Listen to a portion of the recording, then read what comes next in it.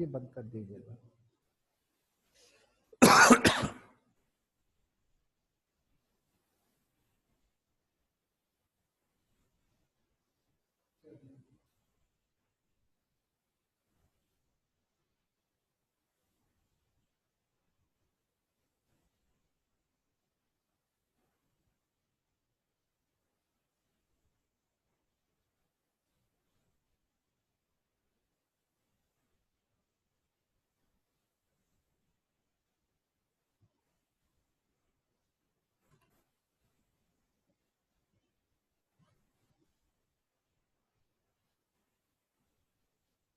ये 7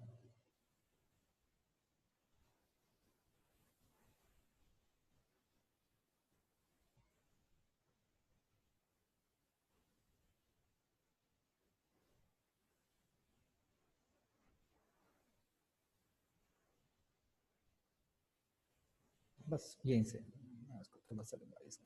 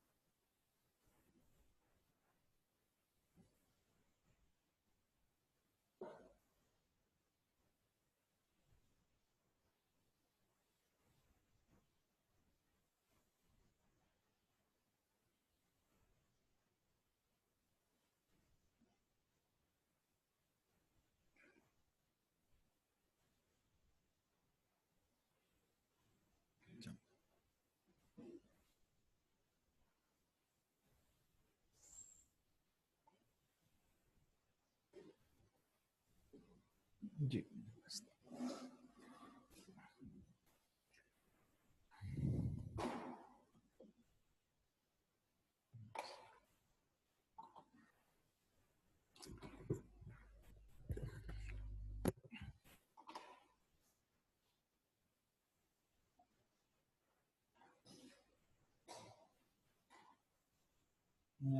बिस्मिल्लाहिर्रहमानिर्रहीम। कल जो हमने थोड़ा सा प्रोबेबिलिटी का टॉपिक जो स्टार्ट किया था, उसकी एक यूटिलिटी आप समझ लें ये है कि इन फ्यूचर कोई भी आप डिसीजन करते हो, कोई भी फैसला करने लगते हो, अपनी इन्वेस्टमेंट डिसीजन करते हो या इस तरह से कोई चीज, तो आप प्रीवियसली जो डेटा होता है उसको आप थोड़ा सा एनालाइज करके और किसी भी, अब मैं ज्यादा टेक्निकल वर्ड बोल रहा हूं, किसी भी इवेंट की हैपनिंग की प्रोबेबिलिटी फाइंड करते हैं। अब इवेंट क्या है? कोई भी एक्सपेरिमेंट है, और मैंने कल भी बात की थी कि आपके जो कोर्स में एक्सपेरिमेंट लेके जिनसे हम प्रोबेबिलिटी कैलकुलेट करेंगे, शायद वो बड़े प्रैक्टिकल तो नहीं है कि जी ये सिक्का थ्रो करना है या डाइस, इसका प्रैक्टिकल यूज क्या है? यस ट्रू, कोई प्रैक्टिकल यूज नहीं है, लेकिन सिर्फ समझाने के लिए कि जी अनसर्टेनिटी से प्रोबेबिलिटीज कैसे कैलकुलेट करते हैं। जब हमें ये ना पता हो कि ये जो एक्सपेरिमेंट परफॉर्म किया जा रहा है, what will happen in future, क्या होगा, तो फिर हम देखते हैं कि यह। और मैंने एक एग्जांपल दी थी कि अक्सर कोई डॉक्टर जो है, अगर वो किसी का कोई ऑपरेट करना हो या किसी को कोई स्पेसिफिक ट्रीटमेंट देनी हो, तो एक वर्ड बोलते हैं जी इसका सक्सेस रेट 90% है। कहां से पता कि प्रीवियसली जी पेशेंट थे, हमने 100 पेशेंट को ऑपरेट किया, 90 पेशेंट उनमें से ठीक हो गए, तो 90% इज द सक्सेस रेट हो गया ना। कुछ इस तरह से वो वर्ड बोलते हैं, लेकिन क्या होता है, उनके पास प्रीवियसली डेटा अवेलेबल होता है। तो जो प्रोबेबिलिटी का एक्चुअली जो कॉन्सेप्ट जनरेट हुआ है, वो था भी uncertainty, that is the gambling game.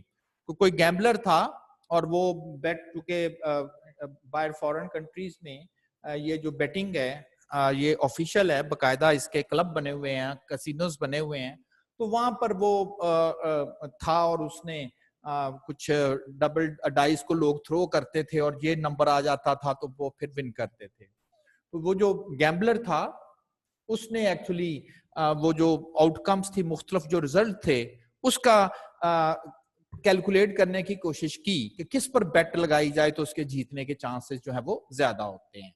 तो उसके ख्याल में कुछ और था, लेकिन वो जिस तरह से कैलकुलेशंस परफॉर्म कर रहा था तो रिजल्ट उसके ऑपोजिट आ रहे थे। तो उसने फिर अपने दो जो मैथमेटिशियन थे, फ्रेंच मैथमेटिशियन जिनको वो जानता होगा, उसने अपना प्रॉब्लम उनको भेजा और फिर काफी उन्होंने आपस में पास्कल ने और फर्मेट ने काफी आपस में डिस्कशन की कि हाँ यार ये ऐसा होना चाहिए, अगर ये हो जाता है तो ये हो जाएगा, इस तरह से करके उन्होंने डिस्कशन की। और फिर बड़ी देर तक लोगों ने इसकी जानिब कोई ख्याल ना किया, लेकिन फिर 18th सेंचुरी में आके वो जो गेम के ऊपर जो चांसेस की वो बात करते थे उनको उन्होंने इंप्लीमेंट करना स्टार्ट कर दिया फिर बाकी अपने प्रॉब्लम्स में। तो मैंने ऐसे ही बस एक दो जो हैं वो चीजें मैंने डिस्कस की हुई हैं।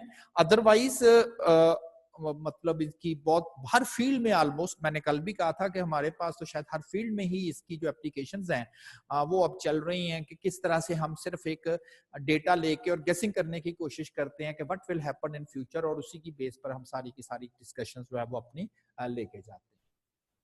फिर मैंने प्रोबेबिलिटी की अगर आप स्पेसिफिक डेफिनेशन करना चाहें तो क्या चीज है, तो प्रोबेबिलिटी है क्वांटिटेटिव मेजर ऑफ अनसर्टेनिटी। कोई चीज है अनसर्टन है, क्या होगा, बारिश कितनी होगी, ज्यादा चांस है, तो ये शायद प्रोबेबिलिटी नहीं है। जब हम कह देते हैं ना 40% चांस है या 30% चांस है तो शायद ये प्रोबेबिलिटी है।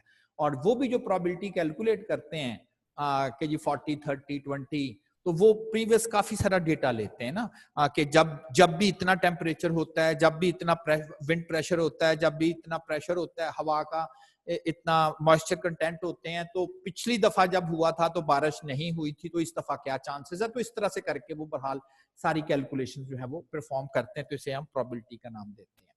रैंडम एक्सपेरिमेंट, ज़ाहिर डेटा तो किसी जगह से जनरेट होना है, तो कोई भी ऐसा एक्सपेरिमेंट जिसकी आउटकम को हम बिफोर टाइम ना प्रेडिक्ट कर सकें, बिफोर टाइम ना हम बता सकें कि जी क्या होगा, तो इसको हम कह देते हैं कि ये रैंडम एक्सपेरिमेंट है। जहां पर सर्टेनिटी आ जाए कि ये यही होना है, तो वहां पर चांस की क्या बात आप करेंगे, वहां तो नहीं आप कहेंगे कि क्या चांस है। जैसे मैंने कल एग्जांपल दी थी कि जी सिक्के को थ्रो करें, अब क्या चांस है कि वो सिक्का जमीन पर गिरेगा, भाई सर्टन है वो जमीन पे गिरेगा, प्रूफ हो चुका है लॉ ऑफ ग्रेविटी से। तो यहां तो नहीं आप बात करेंगे जी कि 50% चांस है वो हवा में चल जाएगा और 50% चांस है सिक्का जमीन पे गिर जाएगा, तो वहां तो अनसर्टेनिटी नहीं है and there is no probability. हाँ ये जरूर कह सकते हो कि जब सिक्का जमीन पे गिरेगा तो क्या उसके ऊपर हेड आएगा कि टेल आएगी, यहां जरूर अनसर्टेनिटी है और यहां जरूर प्रोबेबिलिटी की हम बात करेंगे। तो रैंडम एक्सपेरिमेंट कोई भी ऐसा एक्सपेरिमेंट जिसकी आउटकम को, जिसके रिजल्ट्स को हम विद सर्टेनिटी जो है वो नहीं कर सकते। और आउटकम क्या है, रिजल्ट को हम आउटकम बोल देते हैं। जो भी सिक्का थ्रो करना एक्सपेरिमेंट था, इसकी आउटकम रिजल्ट क्या आया है कि जी हेड आ गया है, तो इसको हम कहेंगे ये इस एक्सपेरिमेंट की आउटकम आई है।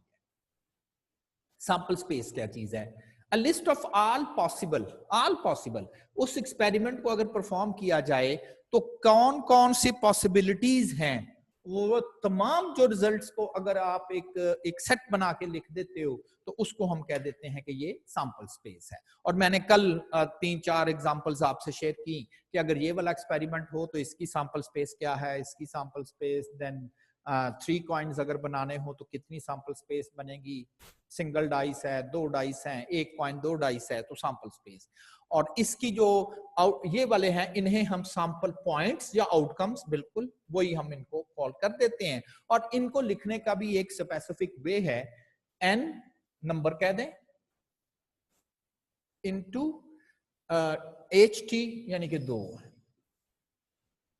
तो ये आपके पास आउटकम्स जो हैं वो एक्चुअली यहाँ पर सारी की सारी आ जाएंगे। और सिमिलरली जब आप इसकी बात करते हैं तो ये n और देन इनका नंबर जो है 4, तो वो ये नंबर 4 जो है वो आपके पास इस तरह से ये नंबर्स आ जाएंगे।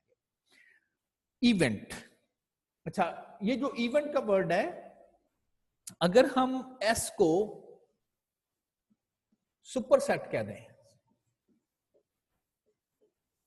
x को अगर हम सुपरसेट का नाम दे दें कि जी ये हमारे पास सुपरसेट है, s जो है वो अगर हमारे पास एक सुपरसेट के तौर पर आ रहा है, s इज द सुपरसेट, तो देन आप कह सकते हो कि ए जो है वो उसका सबसेट है, superset and subset. So superset और सबसेट, फर्ज करें इसके एलिमेंट हैं वो 1 2 3 हैं, और इसमें से अगर आप 2 एलिमेंट्स ले लेते हो तो आप कह सकते हो कि जी ये इसका सबसेट है, उसके कुछ एलिमेंट्स का रिजल्ट, उसके कुछ एलिमेंट्स का रिजल्ट, तो हम कह दे देंगे कि ये उसका जो है वो एक्चुअली सबसेट है। तो इवेंट क्या है? Any collection of outcomes from a probability experiment या a subset of a sample space, sample space का सबसेट, सैंपल स्पेस का सबसेट, simple events, simple events, an event that contains only one sample point, an event that contains more than one sample point. Examples कल share की, और फिर ये last पे आपसे डिस्कस किया कि प्रोबेबिलिटी जब भी कहीं कैलकुलेट की जाए तो पॉसिबल उसकी क्या लिमिट आती है, तो पॉसिबली उसकी जो लिमिट आएगी वो आपके पास जो है वो 0 से लेके और 1 तक की पॉसिबल वैल्यूज की जो लिमिट्स हैं वो एक्चुअली यहाँ पर आप कैलकुलेट करोगे। फिर हमने कुछ एक्सपेरिमेंट्स किए, एक कॉइन टॉसिंग एक्सपेरिमेंट था, 3 टाइम्स टॉस करना था, और ये जो 1 2 3 4 5 हैं ये हमारे इवेंट्स हैं, इनकी हमने प्रोबेबिलिटी कैलकुलेट करनी। बहुत सारी पॉसिबिलिटीज है ना, वो 8 पॉसिबिलिटी लगी हुई हैं, तो कभी हम कहते हैं ये कैलकुलेट करें, कभी हम कहते हैं जी इसकी प्रोबेबिलिटी कैलकुलेट करें, तो ये मुख्तलिफ पॉसिबिलिटीज है। क्या प्रोबेबिलिटी का फार्मूला है, इवेंट को हम रूटीन से ए बी सी वगैरह से लिख लेते हैं, प्रोबेबिलिटी कैलकुलेट करनी हो, प्रोबेबिलिटी ऑफ ए, अगर प्रोबेबिलिटीज कैलकुलेट करनी हो तो ये आपके पास होगा n a by n s, n a by n s, तो ये आपके पास जो है वो प्रोबेबिलिटी। फिर हमारे पास एक इवेंट ये वाला था, एक इवेंट आपके पास ये था, एक इवेंट ये था, और इस तरह से मुख्तलिफ इवेंट जो हैं वो आपके पास जो है वो मेंशन थे। बहुत ज्यादा अनसर्टेनिटी है कार्ड्स गेम में, ताश के पत्ते, थोड़ा सा स्ट्रक्चर समझा दिया, कुछ बहुत ज्यादा इन डेप्थ जाने की जरूरत नहीं है, क्योंकि जाहिर है कि इसके अंदर और भी बहुत सारी चीजें हो सकती हैं। तो मैंने बेसिक जो प्लेइंग कार्ड्स का स्ट्रक्चर समझा दिया था कि 52 ताश के पत्ते होते हैं, जिसमें से 26 पत्ते जो हैं उसके ऊपर कार्ड्स जो हैं उसके ऊपर रेड कलर से लिखा हुआ होता है, और 26 कार्ड्स के ऊपर ब्लैक। वो जो ब्लैक कार्ड होते हैं उसमें 2 तरह के सिंबल्स लगे हुए होते हैं कार्ड्स के ऊपर, स्पेड और क्लब्स, जिसे आप चिड़िया और हुक्म बोलते हो, और जो रेड कलर के कार्ड्स होते हैं डायमंड और हर्ट, जिसे आप ईंट और पान का लफ्ज बोलते हो। तो सिंबल्स जो हैं, नाम ही अगर आप याद कर ले तो दैट्स एनफ, सिंबल जाहिर है कि आपको इतना ऐसा जरूरी नहीं है। उसके बाद उसके ऊपर जो नंबरिंग होती है उसमें 4 जो है वो इंग्लिश अल्फाबेट्स लिखे हुए होते हैं, और 9 जो हैं वो न्यूमेरिक्स होते हैं, देयर इज नो 1, 2 से स्टार्ट होता है, 2 से 10 तक ये 9 बनते हैं। ए को एस बोलते हैं, ACE, के फॉर किंग, उसके ऊपर किंग की तस्वीर, बादशाह की तस्वीर बनी हुई होती है, क्यू फॉर क्वीन, मलका की तस्वीर बनी होती है, एट जे फॉर जैक, उसके ऊपर वजीर या उनका कोई मुलाजिम उसकी तस्वीर बनी होती है।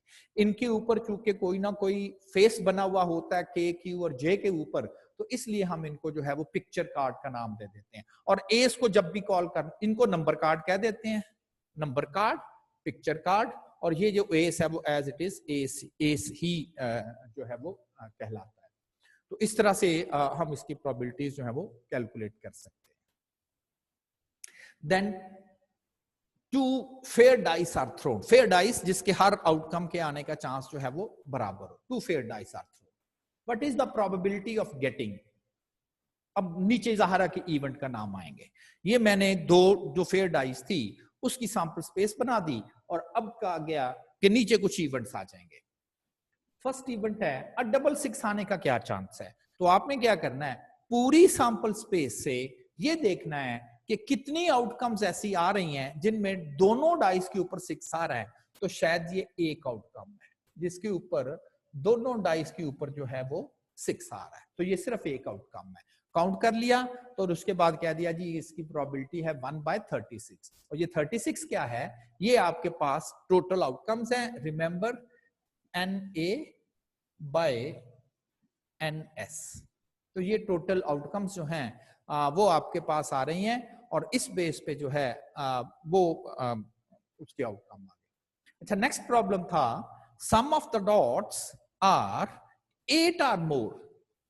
कितनी आउटकम्स ऐसी हैं कि जो उसके ऊपर डॉट्स आ रहे हैं उनका सम करेंगे तो वो 8 या 8 से ज्यादा होगा। अब देखें स्टार्ट में तो जाहिर है आपको आइडिया नहीं है, तो आप कहेंगे जी कि इन दोनों का सम करेंगे तो इन दोनों का सम तो 2 बनता है, इन दोनों का सम 3 बनता है, ये तो नहीं आएंगे, ये तो चेक तो एक एक करना पड़ेगा। तो थोड़ी सी सेंस दिखाएं। आपने कहना जी कि ज्यादा से ज्यादा जो बड़ी से बड़ी आउटकम आएगी वो 1/6 आएगी तो उसका तो सम 7 बनता है, तो वो तो काउंटिंग होगा। तो इस लाइन में से फजूल है ढूंढना एक एक करके। अब दूसरी लाइन पर मूव करके फौरन इस पर पहुंचे कि चूंकि इस लाइन में 2 तो आना है तो 5 के साथ जब वो आएगा तो फिर आप कह सकते हैं वो 8 बन जाएगा।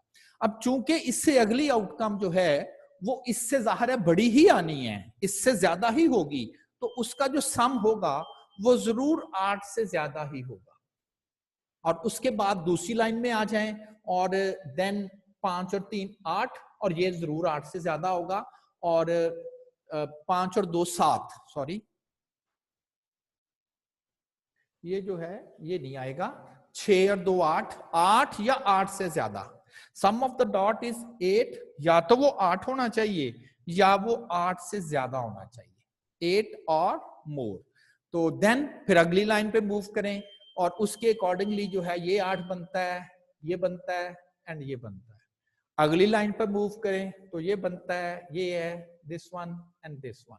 तो इस तरह से आप इसको काउंट कर लेंगे, ये वाली बन गई, ये बन गई, ये बन गई और ये बन गई, एंड देन उनको आप काउंट करके और उसका रिजल्ट जो है वो लिख सकते हैं। तो ये 15 आउटकम्स ऐसी बनती हैं जिनका सम ऑफ डॉट्स जो है वो 8 बना या 8 से ज्यादा। तो हमने वो तमाम आउटकम्स को काउंट कर लेना है कि जिनके डॉट्स का जो सम होगा वो 8 होगा या वो इवन 8 से भी ज्यादा होगा। नेक्स्ट वन है sum of the dot is even, यानी कि कितनी क्या चांस है, एक्चुअली हम प्रोबेबिलिटी फाइंड कर रहे हैं ना, प्रोबेबिलिटी क्या चांस है कि हम अगर 2 डाइस थ्रो करेंगे और उसके ऊपर जो 2 नंबर आएंगे उनका जो सम करेंगे अगर उनको आपस में, तो वो इवन नंबर होगा। इवन नंबर का आइडिया ना, जो 2 पर डिविजिबल हो जाए। जैसे पहली जो 2 आउटकम्स हैं, पहली जो आउटकम है 1 और 1, इसको अगर आप सम करोगे तो वो 2 बनता है total, and 2 is an even number. आपने कहना कि बिल्कुल ये एक आउटकम ऐसी है जिनका रिजल्ट का सम जो है वो इवन बनता है। आगे है 1 2 3, 3 तो इवन नहीं है। आगे है 1 3, ये बन गया 4, 4 एक इवन नंबर है, तो फौरन आप कह देंगे ये भी है। अगर आप नोट करेंगे ना, आधे इवन होंगे आधे ऑड होंगे, ऐसा ही है ना, या वो नंबर इवन होगा या ऑड होगा। 36 नंबर है तो फिर जरा थोड़ा सा आपके लिए आसानी रह गई। आपने कहना जी आधे इवन होने हैं, हर एक छोड़ के एक इवन आने। जैसे अगली लाइन में देखेंगे तो ये वाला इवन होगा, ये इवन होगा, ये नेक्स्ट लाइन में देखेंगे तो ये इवन, ये इवन। तो आपको हर लाइन से 3-3 ऐसे रिजल्ट्स मिलेंगे कि जो इवन होंगे, तो हमारे लिए आसानी हो जाएगी काउंट करना। तो हम कह देंगे डायरेक्टली ये टोटल 18/36 आ जाएगा। देन नेक्स्ट वन है अ डबलेट। डबलेट कहते हैं सेम नंबर, यानी कि अगर पहली डाइस पर 1 है तो दूसरी डाइस पर भी 1 ही है, तो इसको हम डबलेट का नाम दे देते हैं। तो इसमें 6 डबलेट हैं, 1 1 2 2 3 3 4 4 5 5 और 6 6। तो डबलेट ऐसी आउटकम जिसमें जो सारे के सारे रिजल्ट्स हैं, दोनों रिजल्ट्स जो है वो सेम ही आ जाते हैं, तो इसे हम डबलेट का नाम बोल देते हैं। तो ये 6 आउटकम्स ऐसी हैं जो डबलेट हैं, यानी कि same result on both of the dice. जी नेक्स्ट वन है product of numbers on the dice is divisible by 4। divisible का मतलब होता है कि पूरा पूरा तकसीम हो जाना, नो रिमाइंडर। तकसीम भाई 4 5 जो 7 है वो 4 से तकसीम हो जाता है, यस 7 4 से तकसीम हो जाता है, तो उसे हम डिविजिबल नहीं बोलेंगे चूंकि उसका रिमाइंडर आ जाएगा, या आप कह लें डेसिमल में आंसर आ जाएगा। हाँ 8 को हम जरूर कहेंगे कि वो 4 पर डिविजिबल है। डिवाइड तो हर कोई हो जाता है, लेकिन डिविजिबल का वर्ड होता है विद नो रिमाइंडर। तो कहता है कि कितनी आउटकम इनमें से ऐसी हैं जिनका आउटकम का आपस का प्रोडक्ट किया जाए और वो जो आंसर बने वो डिविजिबल बाय 4 हो। लाइक पहली जो लाइन है उसमें अगर आप 1 1 की बात करें तो इनका प्रोडक्ट 1 into 1 1 ही बनता है, जो कि 4 पर डिविजिबल नहीं है। अगली जो आउटकम है वो 1 2 है, प्रोडक्ट करेंगे 1 और 2 को तो 2 बनता है, वो डिविजिबल बाय 4 नहीं है। हाँ, 1 4 का प्रोडक्ट 4 बनता है और वो डिविजिबल बाय 4 है, हम काउंट कर लेंगे। 1 5 1 6 नहीं है। 2 2 4 बनता है और 2 2 चूंकि 4 बनता है, ये डिविजिबल बाय 4 है। ये बनता है 6 which is not divisible by 4। 8 10 12, क्या 12 बनता है डिविजिबल बाय 4? यस, 12 जो है 4 3s are 12 तो डिविजिबल बाय 4 बनता है। तो इस तरह से आपने ये नोट करना है। कोई इसका कोई आप समझ लें कोई फार्मूला टाइप कोई चीज नहीं है। यस, इसी तरह से थोड़ा सा जितनी जल्दी आप सेंस करते जाएंगे, जैसे आप कहें जी 3 1 3 नॉट 6 नहीं है, 9 नहीं है, 12 बनता है, 15 नहीं है, 18 नहीं है, 4 नहीं है, 8 बनता है। तो इस तरह से करके आप इसे बहाल काउंट कर लेंगे और देखेंगे कि ये टोटल 15 आउटकम्स आपको ऐसी मिलेंगी कि जिसमें जो नंबर्स हैं, अगर आप इन नंबर्स का प्रोडक्ट करें तो वो जो प्रोडक्ट बनेगा वो डिविजिबल बाय 4 बनेगा। तो आई थिंक सो कि आपको ये चीज जो है 2 डाइस एक्सपेरिमेंट क्लियर हो गया होगा। फिलहाल तो आपको यही करना है कि जो एक्सपेरिमेंट जिसकी बात की जाए, जिससे प्रोबेबिलिटी कैलकुलेट करना कंसर्न हो, आप उसकी सैंपल स्पेस बनाओगे, यानी कि जितने पॉसिबल आउटकम्स। फिर जिसकी प्रोबेबिलिटी कैलकुलेट करना है वो कॉल इट एज इवेंट, कि जी हमारी इसमें इंटरेस्ट है, हमारी तो बस ये इंटरेस्ट है कि जी 666 आना चाहिए, ये हमारे लिए इवेंट है।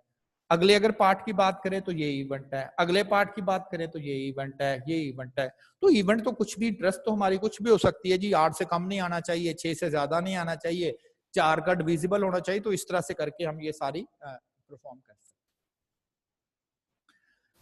हैं। नेक्स्ट जो एग्जांपल है, अच्छा ये एग्जांपल ना आपके बुक में जो आपको स्टडी मटेरियल दिया गया है, क्योंकि मैंने आपको कहा ना कि स्लाइडों में हमारी मजबूरी होती है, हमने ज्यादा इंफॉर्मेशन वहां पर प्लेस करनी होती है, तो इसलिए शायद आपको आगे पीछे कुछ चीजें नजर आए, लेकिन मेनली ये सारे कंटेंट आपको उधर अवेलेबल होंगे।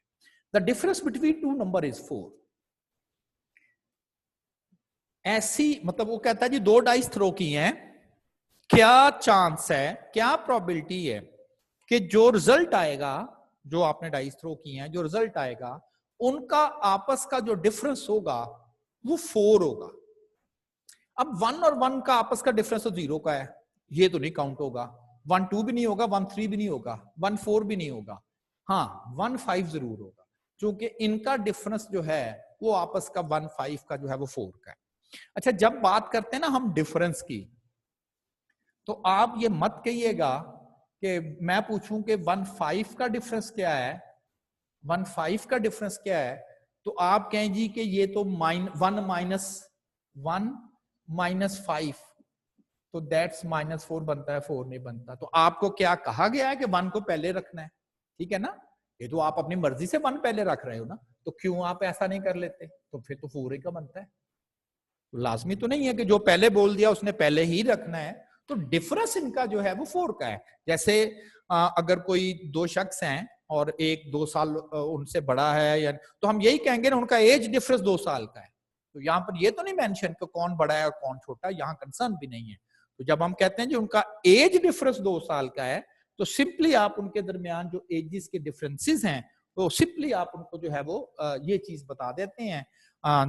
और उसमें ये नहीं हमें कंफर्म होता है जी कौन बड़ा, बस उनका डिफरेंस आपस का जो है वो 4 है। तो अब हमने यहाँ से नोट कर लेना है कि कितनी आउटकम्स ऐसी हैं जिनका डिफरेंस 4 है।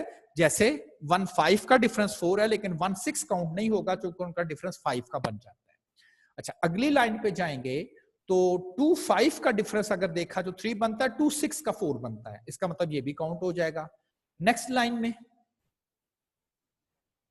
ज्यादा से ज्यादा डिफरेंस तो शायद कोई भी नहीं है, 3 का बनता है ना, 4 का नहीं बनता। और फिर नेक्स्ट लाइन जो है 4 1 वाली लाइन, इसमें इसका डिफरेंस जो है वो 3 का बनता है, फिर कम होता जाता है, लास्ट पे चले जाएं तो वो 2 का बन जाता है, ये भी काउंट नहीं होगा। हाँ, ये काउंट हो जाएगा 5 1 बिकॉज इट्स डिफरेंस इज 4, और 5 6 में नहीं आएगा। नेक्स्ट लाइन में अगर देखा जाए तो 6 2 आएगा, और फिर शायद इसमें से और कोई नहीं आएगा। तो एक ये वाला आ जाता है 15, देन 26 और शायद यही है 4 आउटकम्स ऐसी बनती हैं जिनका आपस का डिफरेंस जो है वो 4 का बनता है। तो ये यानी कि कोई देखना ही, मतलब जो लिखा हुआ है उसके अकॉर्डिंगली आप अपने सैंपल स्पेस से काउंट कर लें ये कितने बनते हैं। Number on the 2 dice differ, उनका आपस का डिफरेंस बाय मोर देन 2, उनका डिफरेंस 2 से ज्यादा होना चाहिए। वो कितनी आउटकम्स है? पहली आउटकम का तो डिफरेंस 0 है, दूसरी आउटकम का डिफरेंस 1 है, तीसरी आउटकम का डिफरेंस जो है वो 2 है, लेकिन उसने कहा था डिफरेंस 2 नहीं, उससे मोर होना चाहिए, तो फिर ये भी काउंट नहीं होगा। 1 4 इनका डिफरेंस 3 का है, ये जरूर काउंट होगा और इसके बाद सारे काउंट हो जाएंगे क्योंकि 1 4 1 5 1 6। नेक्स्ट लाइन में अगर देखा जाए तो ये तो काउंट नहीं होंगे क्योंकि 2 4 का डिफरेंस 4 है और उसने कहा है मोर देन 2, तो फिर 2 5 और 2 6 काउंट हो जाएंगे और एंड सो ऑन। आप इसी तरह से हर लाइन में से देखते जाएंगे। जब थोड़ा सा आपको चीज देखे ना, आपको कंसर्न क्या था, चीज समझ आ गई, ओके फाइन कि ये है, अब ढूंढना है तो फिर ये थोड़ी सी प्रैक्टिस हो जाएगी तो जल्दी जल्दी आप लोग वहां से आइडेंटिफाई कर लेंगे। तो ये 12 आउटकम्स आपको इस पूरे सैंपल स्पेस से ऐसे मिलेंगी जिनके नंबर्स का आपस का जो डिफरेंस है वो 2 से ज्यादा होगा। और मैं फिर रिपीट कर रहा हूं कि जब डिफरेंस की हम बात करते हैं तो हमारी ऑप्शनल नहीं होती, हमारा ये नहीं होता जो पहले नंबर लिखा वो पहले लिखते हैं, जो बाद वाला वो बाद में लिखते हैं, तो जी ये तो -4 बन गया। आप ये नहीं कहेंगे कि वो -4 है, बस 1 5 का डिफरेंस 4 का है, किसने आपको कहा कि 1 पहले रखना है, इसलिए। थर्ड वन है first number is greater than second number by more than 2। First number is greater than the second number by more than 2। किसी को भेजिएगा। The first number is greater than the second number by more than 2। First number second number से greater है और mention भी कर दिया है, सिर्फ ग्रेटर नहीं, उसने कहा मोर देन 2 ग्रेटर है। इसमें तो फर्स्ट नंबर सेकंड नंबर से ग्रेटर ही नहीं है, ये तो लाइन वैसे ही कट गई, ये तो लाइन वैसे ही कट गई। एक मिनट, बस 1 मिनट आप ना वेट कीजिएगा, हाँ 1 मिनट वेट कीजिएगा।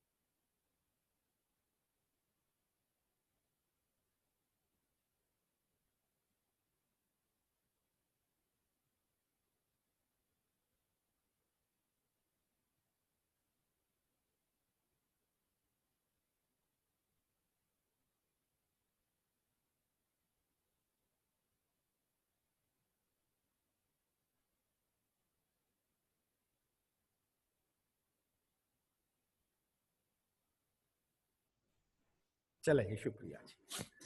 चले जी, थोड़ा सा वो एक्चुअली रिटर्न में कुछ इशू आ रहा था, वो क्लियर है हमें।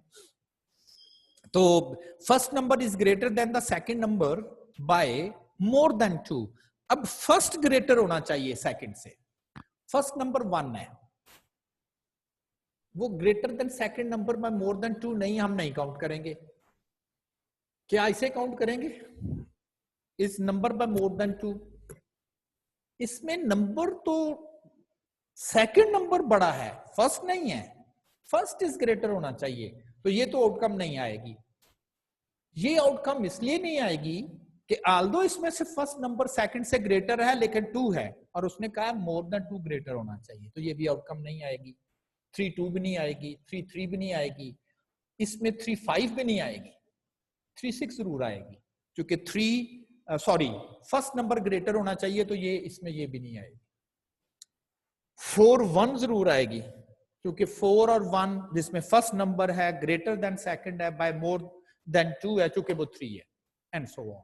तो आप इसको काउंट करके देख लेंगे तो आपको 6 आउटकम ऐसी मिलेगी जिसमें फर्स्ट नंबर जो है वो सेकंड नंबर से ग्रेटर होगा बाय मोर देन 2 ग्रेटर होगा। तो ये 6 आउटकम्स आपको ऐसी मिलेगी जिसमें फर्स्ट नंबर जो है वो सेकंड नंबर से ग्रेटर होगा बाय मोर देन 2 ग्रेटर होगा, मोर देन 2। नेक्स्ट वन है 2 नंबर्स आर अलाइक, वही डबलेट वाली बात, दोनों नंबर एक जैसे हों, अलाइक एक जैसे, 1 1 2 2 3 3 4 4 5 5, तो 2 नंबर्स आर अलाइक।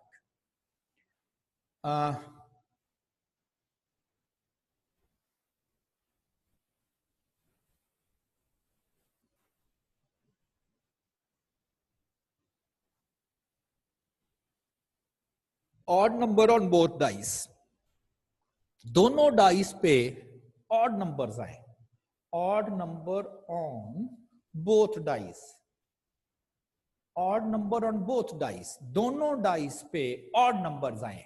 1 1 दोनों पर ही ऑड है, 1 3 दोनों पर ही ऑड है, 1 5 दोनों नंबर्स पर ऑड है। पहली लाइन में 3 मिल गए, दूसरी लाइन में कोई भी नहीं होगा, इसलिए कि वहां एक नंबर इवन चल पड़ा है, तो दोनों तो ऑड हो नहीं सकते, तो इसका मतलब है ये लाइन तो वैसे ही आउट हो जाएगी। 3 इसमें आपको मिलेंगे, 3 1 3 3 3 5, और ये लाइन में से कुछ नहीं मिलेगा। 3 आपको यहां से मिलेंगे और इस लाइन से कुछ नहीं मिलेगा, क्योंकि इसमें दोनों ऑड होने चाहिए। इसमें अगर एक ही इवन आ गया तो दूसरा तो ऑड नहीं, तो ये टोटल 9/36 है। तो पर्पस क्या है, थोड़ा सा समझाना कि जी जस्ट जो इवेंट है उसको जरा अंडरस्टैंड करें, सैंपल्स में इसे ढूंढ लें कि क्या इवेंट है और किस किस तरह से, तो आपको इस चीज का आइडिया हो जाएगा। एक्चुअली ये भी क्वेश्चन कंटिन्यू है, ये भी क्वेश्चन कंटिन्यू ही चल रहा है, और इसमें एक्चुअली कुछ वर्ड आपको मैंने एक्सप्लेन करने हैं, और जिसे आप उर्दू में या बोलते हो, एंड जिसे और कहते हो, और ये जो वर्ड है 2, ये हम बार बार यूज करेंगे, और एंड के वर्ड पूरी स्टैटिस्टिक्स में। तो अभी हमें इन वर्ड्स को जरा थोड़ा समझ लेना है कि जी जब ये वर्ड आ जाते हैं स्टेटमेंट में तो इससे क्या मुराद क्या ली जाती है। तो ऐसे ही मैंने एक छोटी सी एग्जांपल आपसे शेयर की है कि कोई क्लास है और उसमें 5 एक्चुअली स्टूडेंट्स हैं, जिसमें जो पहली स्टूडेंट है दैट इज गर्ल है, फिर ये बॉय है, गर्ल है और ये बॉय है। तो ये 5 स्टूडेंट हैं, कुछ बॉयज हैं कुछ गर्ल्स हैं। आपसे क्वेश्चन फर्ज करें ये किया जाए, हाउ मेनी स्टूडेंट्स, काउंटिंग करना।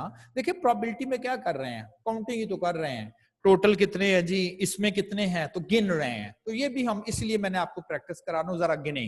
How many students are girls और वियर ग्लासेस, या तो वो लड़की हो, गर्ल हो, हाउ मेनी आर गर्ल्स और वियर ग्लासेस, या वो एनक पहनती हो। तो इसको काउंट करने का वे क्या है, गर्ल और वियर ग्लासेस। आप और से पहले जो वर्ड आ रहा है सिर्फ आपने उसको कंसंट्रेट करना है, छोड़ देना है आपने कि और के बाद क्या लिखा होगा। आप कहें जी पहले तो हाउ मेनी स्टूडेंट्स, आप समझ लें आपका प्रॉब्लम ही आपको इतना कहा जा रहा है, how many students are girls, count कर दे 1 2 3, लिख दिया आपने कि जी 3 गर्ल्स हैं। अब क्या करना है, फिर स्टेटमेंट को पढ़ना है, हाउ मेनी स्टूडेंट्स आर, इस दफा इसे नहीं पढ़ना, अब और के बाद वाला वर्ड पढ़ना है, how many students are wear glasses, कितने स्टूडेंट ऐसे हैं जो ग्लासेस यूज करते हैं। अब उसमें गर्ल का तो जिक्र ही नहीं, हमें समझ ही नहीं, हम तो पढ़ ही नहीं रहे, ये तो हमारे लिए वैसे ही खत्म हो गया वर्ड, तो हमारे लिए वर्ड तो रह गया how many students are wear glasses. पहले पढ़ रहे थे how many students are girls, आगे क्या पता, कुछ पता नहीं क्या लिखा हुआ है, how many students are wear glasses. अब हम ग्लासेस यूज कर, इसमें मेंशन नहीं है कौन, जो भी ग्लासेस यूज कर रहा है आपने उसे काउंट कर देना है, ये ग्लासेस यूज कर रहा है और ये ग्लासेस यूज कर रहा है। भाई गर्ल्स का जिक्र नहीं है ना, गर्ल तो आप पढ़ ही नहीं रहे, आप तो स्टेटमेंट पढ़ रहे हैं how many students are wear glasses, तो काउंट कर लिया, तो आप कहें ये 2 है, तो 3 गर्ल्स थी, 2 इसमें ऐसे स्टूडेंट हैं जो ग्लासेस यूज कर रहे हैं। अच्छा, चूंकि आपने काउंट करना है और किसी को भी डबल काउंट नहीं करना, 2 दफा नहीं काउंट होना चाहिए। अब देखिए ये जो एक ऐसा है, ये चूंकि गर्ल्स था तो ये काउंट हो चुकी था ये स्टूडेंट, और जब ग्लासेस की बारी आई है तो दोबारा फिर काउंट हो गया है, ये तो 2 दफा नहीं काउंट हुआ। तो आपने देखना है कि कोई ट्वाइस तो नहीं काउंट हुआ, कोई 2 दफा तो नहीं काउंट हुआ, हाँ एक स्टूडेंट ऐसा बनता है जो 2 दफा काउंट हो गया है। तो आपने क्या करना है, अब इसकी सही काउंटिंग करने के लिए जो और से पहले का वर्ड है, और से पहले का वर्ड वो आपने काउंट करके लिख देना है, प्लस जमा कर देना है जो और के बाद का वर्ड है, और फिर माइनस कर देना है, देखना है कोई दोबारा तो नहीं, 2 दफा तो नहीं काउंट हुआ। ये चीज को समझ लें, फिर अभी हम इसका क्वेश्चन करेंगे। पहले सिर्फ आपने और से जो पहले का वर्ड है वो काउंट करना है, फिर और के बाद का वर्ड काउंट करके ऐड कर लेना, जहां पर भी वर्ड और हो आपने ऐड कर देना है, और फिर एक दफा दोबारा रिव्यू करना है, कोई 2 दफा तो नहीं काउंट हुआ, कोई 2 दफा तो नहीं इस काउंटिंग में आ चुका है। अच्छा, ये जो मैंने वर्ड लिखा था जिसको मैंने कहा था या, और बता दिया कैसे, और मैथमेटिक्स में ना ये वर्ड यूज किया जाता है इसके लिए, और के लिए यूनियन, पढ़ा था ना सेट थ्योरी में। एक्चुअली ना ये जो प्रोबेबिलिटी है इसकी जो कैलकुलेशन है वो सेट से आई है, सबसेट, आपने लफ्ज भी सुना सबसेट सुपरसेट, उधर से आई है। क्योंकि आपके कोर्स में सेट्स थ्योरी नहीं है तो मैं फिर आपको साइड पे लेके नहीं जा रहा, अदरवाइज ये सेट से ही इसकी कैलकुलेशन आई है, इसको यूनियन बोलते हैं। अच्छा, थोड़ा सा जरा रिवाइज कर ले कि अगर अपने प्रॉब्लम्स को रिकॉल करें तो यूनियन कैसे हम लोग यूनियन फाइंड कर लेते हैं। फर्ज करें एक सेट ए है, एक सेट आपके पास जो है वो ए है, set A 1 2 and 3, set B 3 4 5, और आपको कह दिया जाए find A union B, A union B, क्या करें, सिंपल इज दैट, पहला सेट सारा लिख दे, इसमें जमा कर दें दूसरे सेट के एलिमेंट्स,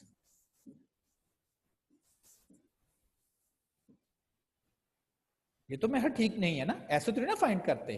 फिलहाल मैंने क्या किया है, फिलहाल मैंने किया पहले सेट के सारे एलिमेंट लिख दिए, दूसरे सेट के सारे एलिमेंट लिख दिए, जमा करके, जमा करने का मतलब इकट्ठे करके लिख दिए, और फिर रिव्यू किया कि कोई डबल तो नहीं आ रहा, हाँ 3 2 दफा आ रहा है, एक 3 2 दफा आ रहा है, तो एक दफा हमने उसको जो है 3 चूंकि 2 दफा आ रहा है तो एक दफा हमने उसको जो है वो एक्चुअली रिमूव कर देना है,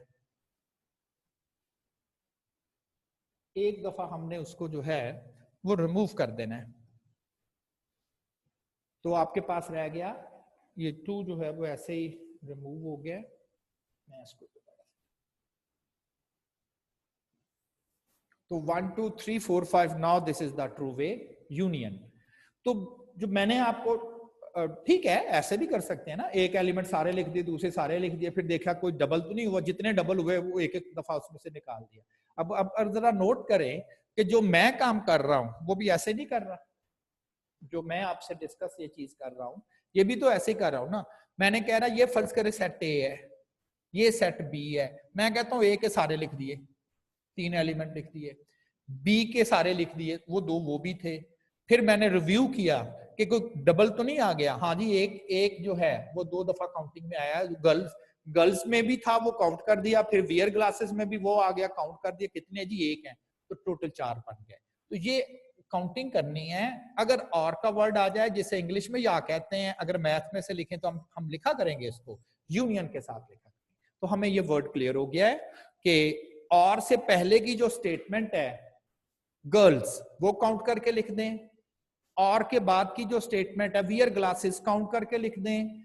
दोबारा देखें कि इनमें कोई ऐसा तो नहीं है जो गर्ल भी है वियर ग्लासेस भी है, जितने हैं उतने ही उसको माइनस कर देंगे और हम कहेंगे 4 स्टूडेंट इस क्लास में ऐसे हैं, या तो वो गर्ल है, अगर वो गर्ल नहीं है तो वो ग्लासेस जरूर पहन रहे हैं। तो टोटल 4 बनते हैं, ये देखें 1 2 3 4, या गर्ल है, अगर वो गर्ल नहीं है तो वो ग्लासेस जरूर यूज कर रहा होगा। गर्ल है, आप कहेंगे या इसमें क्या खूबी है, गर्ल है, ओके गर्ल है, गर्ल है। ये लास्ट मैंने इसलिए टिक कर दिया, गर्ल तो नहीं है लेकिन ग्लासेस तो यूज कर रहा है ना, और का वर्ड था या, जैसे नहीं हम कहते ये होना चाहिए, अगर नहीं तो ये होना चाहिए, आप दोनों को काउंट कर। तो ये तो था और का वर्ड, जिसे मैंने कहा हम यूनियन से ट्रांसलेट करते हैं, ठीक। अब जरा है एंड का वर्ड, और इसको हम मैथमेटिक्स में इंटरसेक्शन से ट्रांसलेट करते हैं। How many students are girls and wear glasses. उसमें मैंने कहा कि आपने जब काउंटिंग करनी है तो सिर्फ ये वर्ड देखना है, दूसरा देखना भी नहीं है। रिवर्स में क्या करना है, ये नहीं देखना, सिर्फ ये पढ़ना है। लेकिन एंड, दोनों खूबियां होनी चाहिए। गर्ल, आप कहेंगे हमें गर्ल मिल गई है, गर्ल, लेकिन अभी काउंट नहीं करना, ठीक है, आप कहेंगे ये खूबी तो आ गई इसमें, वो गर्ल है। एंड का मतलब ये भी होना चाहिए, और ऐसी गर्ल होनी चाहिए जो ग्लासेस भी यूज कर रही है। ये तो नहीं है तो फिर ये दोबारा काट देंगे, ये नहीं हम काउंट करेंगे। गर्ल, ये तो गर्ल है ही नहीं।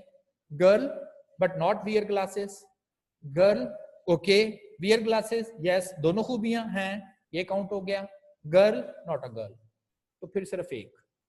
तो एंड, उस वक्त आपने एंड की काउंटिंग में क्या करना है, जिसमें दोनों खूबियां होंगी, दोनों कैरेक्टरिस्टिक्स होंगे, उसको हम कहेंगे कि ये ऐसी एक आउटकम है, ऐसा एक रिजल्ट है जिसमें दोनों कैरेक्टरिस्टिक्स हैं। और जो आर का वर्ड होता है उसमें हम कहते हैं कि जी ये ऐसा है जिसमें कोई एक कैरेक्टरिस्टिक्स भी आ जाए तो हम उस एक कैरेक्टरिस्टिक्स को भी हम काउंट कर लेते हैं, एक कैरेक्टरिस्टिक्स को भी हम काउंट कर लेते हैं। लाइक अगर मैं वही दोबारा से एग्जांपल आपसे शेयर करूं कि जिसमें मैंने कहा था कि ये यूनियन है, और अगर मैं ए इंटरसेक्शन बी की बात करूं, अब मैंने इस सेट में इसे नहीं लिखना क्योंकि ये दूसरे सेट में नहीं आ रहा, मैंने कहा दोनों में होना चाहिए। ये नहीं लिखना क्योंकि इसमें तो है, दूसरे में भी नहीं है, और में तो हम लिख देते थे, तो जी एक सेट में भी आ जाए तो लिख दें आप। 3 इधर है, मैं नोट करूंगा दूसरी साइड पर भी है, वो लिख दिया जाएगा। 4 इधर तो है, इधर नहीं है, 5 इधर है तो नहीं, तो इसका मतलब सिर्फ ये, सिर्फ 3 ए इंटरसेक्शन बी। क्यों? 3 एक ऐसा नंबर है which is the member of both the set. अच्छा, इसके जो मेंबर्स होते हैं, जो यूनियन सेट होता है, उसके जो मेंबर्स होते हैं वो ए सेट के होते हैं या बी सेट के? डोंट से दैट के दोनों के होते हैं। देखें 1 तो इसका मेंबर है लेकिन 2 तो नहीं है, 1 इसका तो नहीं मेंबर, बी सेट का तो नहीं मेंबर 1 ए का मेंबर है लेकिन बी का नहीं है, तो इसका मतलब दोनों सेट का तो नहीं है ना। तो इसको कैसे लिखते हैं? इसके जो मेंबर्स हैं, members are at least 1 set, कम से कम वो एक सेट के मेंबर है। देखें 1 सिर्फ इसका मेंबर है, बी का नहीं है। 2 इसका मेंबर है, बी का नहीं है। 3 मैंने कहा था एक सेट, कम से कम एक सेट में जरूर है। हाँ, ये दोनों में आ गया, कोई मसला नहीं, आ सकता है। ये भी एक सेट का मेंबर है, ये भी एक सेट का। तो जो ए यूनियन बी होता है, आप कह सकते हो कि ए यूनियन बी के जो मेंबर्स होते हैं वो कम से कम एक सेट में जरूर होते हैं। लाजमी नहीं है कि उन्होंने दोनों सेट में ही होना है, लेकिन जो ए इंटरसेक्शन बी है उसके जो मेंबर हैं वो लाजमी हैं कि वो दोनों सेट्स में ही होने चाहिए, यानी कि वो इधर भी होना चाहिए और वो इधर भी होना चाहिए। लाजमी है कि वो जो मेंबर्स हैं वो दोनों सेट में ही होने चाहिए। और यही टेक्निक या यही आइडिया मैंने यहां यूज कर रहा हूं। और का वर्ड है, यूनियन का वर्ड है, लाजमी नहीं है जिसको काउंट करना है उसमें दोनों खूबियां होनी चाहिए। कोई एक गर्ल वाली खूबी है, काउंट कर दें। गर्ल नहीं है, कोई बात नहीं, वियर ग्लासेस काउंट कर दें। लेकिन जब एंड वाला वर्ड हम यूज करेंगे तो हम कहेंगे उसमें ये दोनों खूबियां होनी चाहिए, फिर ही हम काउंट करेंगे, वरना नहीं। एंड आई थिंक सो कि आपको ये एंड और के वर्ड्स क्लियर हो गए। अब एक्चुअली ये जो मैंने आपसे एंड और किया था, ये उसी क्वेश्चन को मैं कंटिन्यू कर रहा हूं। और ये एक स्टेटमेंट आ गई, ये एक ऐसा इवेंट आ गया जिसमें और का वर्ड आ गया, इवन ऑन फर्स्ट और सम इज इवन, और का वर्ड आ गया।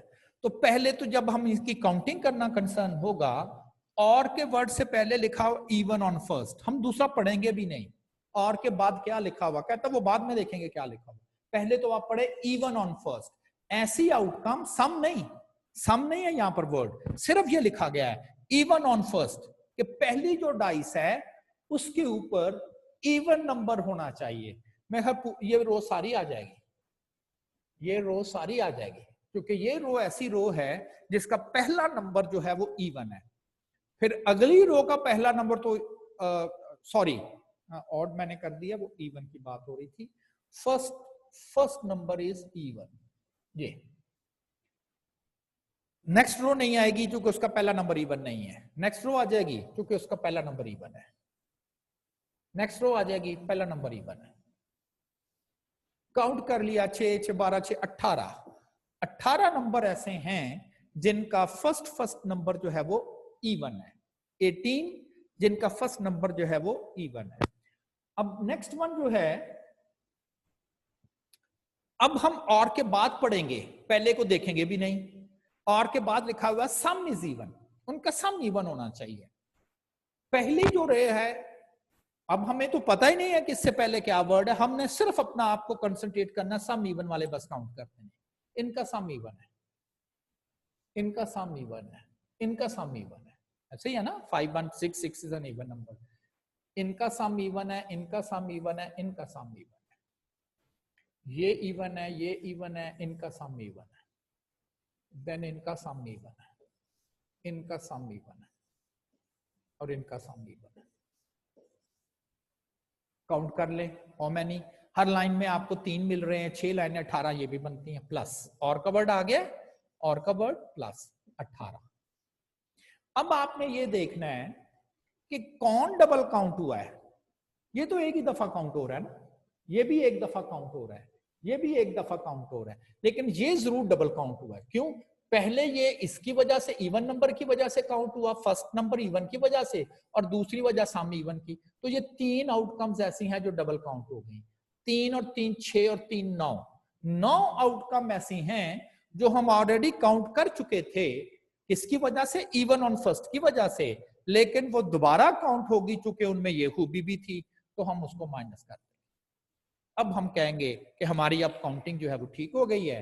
तो 18 जो कि आर से पहले का वर्ड, प्लस 18 जो कि आर के बाद का वर्ड, माइनस 9 जो कि डबल काउंट आ रहा था, जितने डबल काउंट में आ रहे थे वो मैंने माइनस कर दिया, तो ये बन गए 27। तो 27/36 ये वो चांस है कि जब हम कोई डाइस को थ्रो करेंगे तो उसमें या तो पहला नंबर इवन होगा, और अगर पहला नंबर इवन नहीं है तो फिर उन नंबरों का सम भी जरूर इवन होगा। हाँ जी, नेक्स्ट जो है 7 जो नेक्स्ट इवेंट है, नंबर 2 ऑन फर्स्ट और सम इज ऑड। चलें शाबाश, इसको आपने परफॉर्म करना है और मुझे आपने इसका आंसर लिखाना है। आपने इसको परफॉर्म करना है और मुझे आपने बताना है कि what is its answer. Number 2 on first और सम इज ऑड, कि उनका सम ऑड हो। नंबर 2 ऑन फर्स्ट और sum is odd.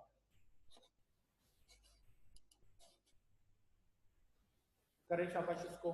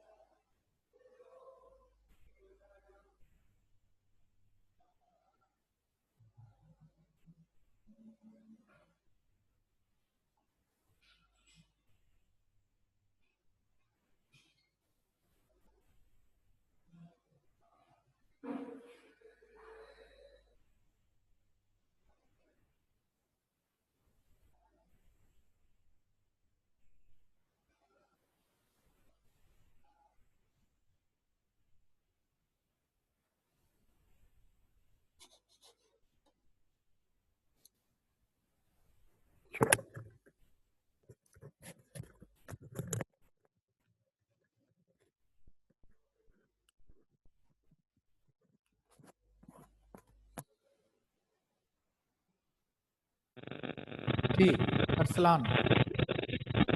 Sir I think sir 21 आ रहा है। 21 आप कह रहे हो कि जी 21 काउंटिंग में आ गया। चलिए, आपको मेरी आवाज प्रॉपरली आ रही है? आपका माइक शायद प्रॉब्लम कर रहा है। ओके ठीक है।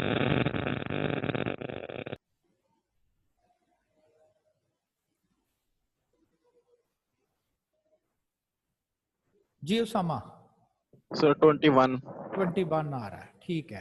6 + 18 - 3। अच्छा ठीक है ठीक है।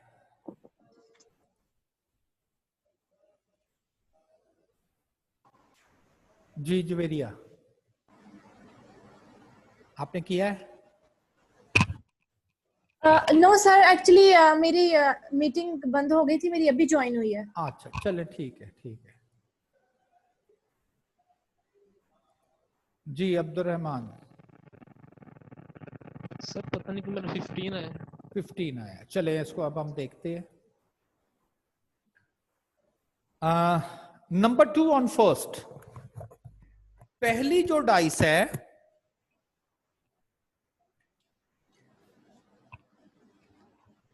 पहली जो डाइस है उसके ऊपर नंबर 2 होना चाहिए, क्योंकि और का वर्ड है। और के बाद क्या लिखा हुआ है हमने ये देखना भी नहीं है, हमने पढ़ना भी नहीं है। हमने सिर्फ ये देखना कि कितनी ऐसी आउटकम है जिसका नंबर 2 ऑन फर्स्ट है। ये नंबर 2 ऑन फर्स्ट है। कितनी बनती हैं ये? 6। तो ये 6 आउटकम्स आ गए। सम ऑड होना चाहिए। हमें पता ही नहीं और से पहले क्या स्टेटमेंट है, हमें तो सिर्फ ये स्टेटमेंट पता है। गिंदे जी जिनका सम ऑड है, इनका सम ऑड है, इनका सम ऑड है, 1 6 का सम ऑड है, इनका सम ऑड है, ये ऑड है, ये ऑड है, इसी तरह से ये भी ऑड है, ये भी ऑड है, ये भी ऑड है। हर लाइन में आपको 3 मिल रहे हैं, 6 लाइनें हैं, इसका मतलब 18 ऑड मिलेंगे। आप 18 नंबर ऐसे मिलेंगे जिनका सम जो होगा वो ऑड होगा। अब आपने रिव्यू करना है कि जी कौन से ऐसी आउटकम्स है। आप अपने अगर एग्जाम में आता है ना तो सैंपल स्पेस अपनी शीट पर बना लें, रफ शीट जो आपको स्केच शीट दी गई होगी, आप बिल्कुल उस तरह से जिस तरह से मैं कर रहा हूं मार्क कर लिया करें, निशान लगा लिया करें कि ये तो काउंट हो गए। अब आपने देखना ट्वाइस काउंट कौन हुआ है, ये ट्वाइस काउंट हुआ है, क्योंकि नंबर 2 ऑन फर्स्ट में काउंट हो गया, ऑड की वजह से भी काउंट हुआ है। ये एक ही दफा काउंट हुआ, ये 2 दफा काउंट हुआ, ये भी 2 दफा काउंट हुआ है। ऐसा ही है ना? तो 3 नंबर ऐसे हैं जो कि ट्वाइस काउंट हो गए हमसे, हमने वो माइनस कर दिए, तो ये 21 बन गया। नेक्स्ट वन है number 2 on first and some is odd. ऐसी आउटकम्स काउंट करनी है जिसमें दोनों खूबियां हों। एंड का वर्ड आ गया ना, अब नहीं हमने कहना कि इसको आइसोलेट करके करना है, नो, अब हमने इसको जॉइंटली पढ़ना है। नंबर 2 भी होना चाहिए, सम भी ऑड होना चाहिए। अच्छा, पहली आउटकम को तो देखना वैसे ही फजूल है क्योंकि उसमें नंबर 2 ऑन फर्स्ट तो है ही नहीं भाई। दोनों खूबियां, इसमें तो एक खूबी भी नहीं है ना, दोनों खूबी होनी चाहिए फिर ही काउंट होगा। तो आप कहें जी पहले तो नोट करें ना, सिर्फ नोट करें, काउंट ना भी करें कि नंबर 2 ऑन फर्स्ट क्या है। आप कहें जी ये नंबर 2 ऑन फर्स्ट है, काउंट कर ले। मैं कहता हूं नहीं, ठहर जाए, क्या सम भी ऑड है? 2 और 3 सम जी, क्या दोनों खूबियां हैं? दोनों खूबियां हैं। नंबर 2 ऑन फर्स्ट डाइस भी है, सम भी ऑड है, अब इसे जरूर काउंट कर लेंगे। आप कहें जी ये भी नंबर 2 ऑन फर्स्ट है, काउंट कर ले। मैं कहूंगा नहीं, सम ऑड है, नहीं जी सम इसका इवन है, ये नहीं काउंट होगा। नंबर 2 ऑन फर्स्ट है, हाँ जी है, सम ऑड है, काउंट हो जाएगा। नंबर 2 ऑन फर्स्ट है, सम ऑड है, नो नहीं काउंट होगा। नंबर 2 ऑन फर्स्ट है, सम ऑड है, नंबर 2 ऑन फर्स्ट है, सम ऑड नहीं है। नंबर 2 ऑन फर्स्ट है, नो, तो ये तो फिर वैसे ही सारे खत्म हो गए। तो कितने रह गए? 3 आउटकम ऐसी हैं जिनमें दोनों खूबियां हैं। क्या क्या? नंबर 2 ऑन फर्स्ट भी है और उनका सम करे तो वो भी ऑड है। तो आई थिंक सो कि आपको मैंने 2 जो वर्ड एक्सप्लेन किए हैं वो अब आपको समझ आ गए होंगे। एंड और ये यूनियन के साथ लिखते हैं, इसको हम इंटरसेक्शन के साथ जो है वो चीज जो है वो मेंशन करते हैं।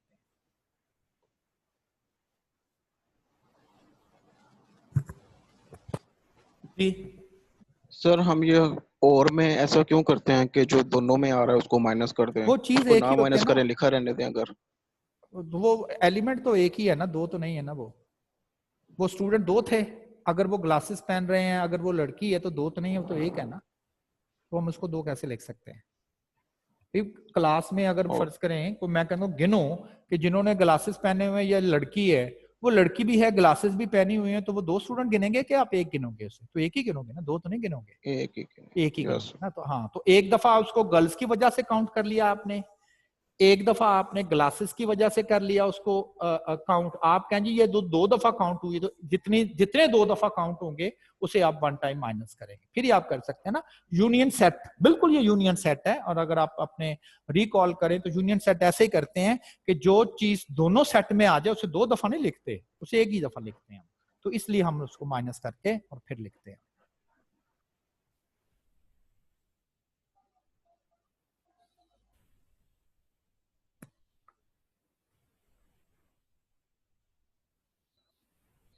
चलिए जी, एक और छोटी सी जरा ये कॉइन टॉसिंग और टाइस वगैरह से जरा हटके है। The employees of a certain company have elected 5 of their numbers to represent them on the employee management productivity council of the 5 S. कोई कंपनी है, उनके पास 5 एम्प्लॉइज हैं। पहला जो एम्प्लॉय उनके पास है वो मेल है और उसकी उम्र जो है वो 30 साल है मेल, उम्र उसकी 30 साल है। दूसरा जो एम्प्लॉय है वो भी मेल है और एज उसकी 32। थर्ड एम्प्लॉय फीमेल है, age 45। Next employee female with age 20। Next employee male with age 40। This group decides to elect a spokesperson by drawing a name from a hat. उन्होंने क्या किया, ये 5 लोग थे, उन्होंने अपने उनमें से अपना एक रिप्रेजेंटेटिव पिक करना था, लेकिन उन्होंने कह दिया जी कि ये गड़बड़ हो जाएगी, जिसको बनाएंगे दूसरे एतराज करेंगे, हम सबके नाम एक हैट में डाल देते हैं, एक बॉक्स में एक हैट में डाल देते हैं। वो हैट में इसलिए कि जी शुरू से जब ये कॉन्सेप्ट आया था ना, तो ये था कि वो जी पेपर स्लिप पे लिख के ना, वो टोपी सी जो होती है ना, वो गोरों की बड़ी सी हैट होती है सन से बचने के लिए, तो वो और तो कुछ नहीं, तो उसी को उल्टा करके उसमें पर्चियां डाल लेते थे। तो इसलिए हम आपको हमारी स्टैटिस्टिक्स की बुक में ना हैट का ही वर्ड ज्यादा मिलेगा, बॉक्स कह दें anyone else. This group decide to elect a spokesperson by drawing a name from a hat. What is the probability, क्या चांस है that a spokesperson will be, देखिए जी जो इलेक्ट होगा, जिसका नाम निकलेगा पर्चियों में से, वो कहता है या तो वो फीमेल होगी और उसकी एज जो है वो ओवर 35 होगी। क्या प्रोबेबिलिटी है कि जी 5 लोग हैं, उनके पेपर स्लिप्स पे नाम लिख के एक बॉक्स में एक हैट में डाल दिए गए और एक पेपर स्लिप वहां से पिक की गई। कहता क्या चांस है जो पेपर स्लिप निकली है जिसको उन्होंने अपना स्पोक्स पर्सन रखना है, या तो वो कोई खातून होगी या ना और का वर्ड है ना, इसलिए या वो कोई खातून होगी या उसकी उम्र जो है वो 35 साल से जो है वो ज्यादा होगी, कहते हैं इसकी प्रोबेबिलिटी। अब हम पढ़ चुके हैं और का वर्ड हो तो हमने और के वर्ड से पहले वाला वर्ड कंसंट्रेट करना है। काउंट हाउ मेनी फीमेल्स, 1 2 और प्लस। अब आपने सिर्फ इसे कंसंट्रेट करना है, आपको पता ही नहीं है पहले क्या लिखा हुआ है, बस आपने देखना ओवर 35 कितने हैं। This one is over 35 and this one is over 35। आपने इसे भी काउंट करके लिखना है 2। अब रिव्यू करें कि 2 दफा तो नहीं कोई काउंट हुआ, ये हो गया 2 दफा, वो फीमेल में काउंट हो गया था वो एज की भी वजह से, और शायद एक ही है -1 तो 2 + 2 2 फीमेल है, 2 ओवर 35 है और एक पहले ही काउंट हो चुका था वो मैंने माइनस कर दिया है, और डिवाइडेड बाय 5। एक्चुअली फार्मूला क्या यूज किया जा रहा है, Na/ns, Na/ns। S total 5 possibilities है ना, एक ये 2 5 लोग हैं टोटल, 5 टोटल पॉसिबिलिटी थी, 5 लोगों के नाम थे, टोटल पॉसिबिलिटी 5 थी, सैंपल स्पेस कह दें, और 5 में से कहता जी कि जिसका नाम निकलेगा या तो वो फीमेल होगी या वो उसकी एज जो होगी वो ओवर 35 होगी। तो आई थिंक सो और की काउंटिंग बड़ा इंपॉर्टेंट वर्ड है, मोस्टली शायद एग्जाम में ऑलमोस्ट आ ही जाता है इसका प्रॉब्लम। तो सिंपल इज दैट, और के वर्ड से पहले जो कैरेक्टरिस्टिक है जो वर्ड है उसे काउंट कर लें, प्लस और के वर्ड का बाद वाला काउंट कर लें, माइनस अगर कोई डबल काउंट हुआ है, नहीं हुआ तो दैट्स फाइन, अगर कोई डबल काउंट हुआ है तो जैसे फर्ज करें वो एग्जांपल मैंने की थी, लेट्स एक सेट ए है 1 2 3, एक सेट बी है 4 5, और ए यूनियन बी बनाना है तो जैसे पहले कर लेते, पहला सेट लिखते हैं फिर दूसरा सेट लिखते हैं। अब देखें कौन डबल काउंट हुआ है, ये कोई भी नहीं, तो डेट्स ओके, ठीक है, नहीं होगा तो ना सही। हाँ अगर हो गया कोई डबल काउंट दोनों में आ गया तो वो फिर माइनस कर दिया जाएगा, अदरवाइज दैट्स फाइन। अच्छा ये एक एग्जाम्पल है, इसका फर्स्ट पार्ट मैंने कर देना आपको, और उसके बाद के जो बाकी 3-4 पार्ट्स हैं वो आपने खुद करने हैं।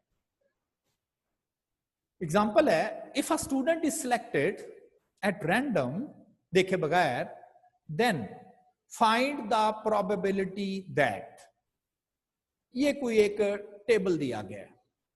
क्या है टेबल, इस टेबल में इस साइड पर स्टूडेंट्स की एजेस दी गई हैं, एजेस, और इस साइड पे वेट दिए गए हैं। पूरा डेटा जो है उसमें 400 स्टूडेंट्स का ये डेटा है, 400, जिसमें से 20 स्टूडेंट ऐसे हैं जिनकी एज 10 से 20 साल के दरमियान में है, और उनका जो वजन है वो 50 से 60 साल के दरमियान में, उनका जो वजन है वो 50 से 60 केजी के दरमियान में। एज उनकी 10 से 20 साल के दरमियान है और उनका वजन 50 केजी से 60 केजी के दरमियान में आ रहा है। 30 स्टूडेंट ऐसे हैं, रिस्पोंडेंट स्टूडेंट्स, जिनकी एज तो 10 से 20 साल के दरमियान ही है, लेकिन वजन उनका जो है वो 61 to 65 केजी के दरमियान में है। 35 की एज भी उतनी ही है, 10 से 20 साल ही है, लेकिन उनका जो वजन है वो एक्चुअली 66 से लेके 70 केजी के दरमियान में है। तो आप कह सकते हो 85 स्टूडेंट ऐसे हैं टोटल जिनकी एज 10 साल से लेके 20 साल के दरमियान में है।